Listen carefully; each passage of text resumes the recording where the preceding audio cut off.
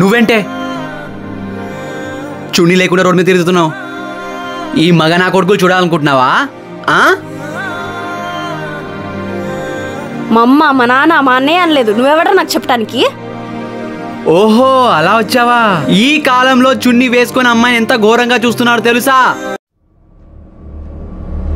నా కళ్ళ ముందే మీ అన్న మీ నాన్నకు చాలాసార్లు చెప్పాడు చెల్లి ఇలాంటి బట్టలు వేసుకుంటుందని. దానివల్ల మీకే ప్రాబ్లం లేదు, మీ ఫ్యామిలీ వాళ్ళకి ప్రాబ్లం.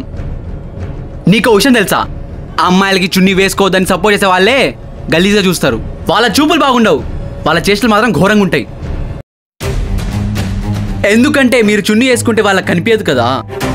నీకు ఒకటి చెప్తున్నా, మీకు ఫ్రీడమ్ ఉంది, దాన్ని యూటిలైజ్ చేసుకోండి, కానీ మిస్యూజ్ మాత్రం చేయకండి. సారీ. ఇంకోసారి వాడితో కలిసి తిరిగినా నాకు కనిపించినా నేనేం చేస్తానో నాకే తెలియదు.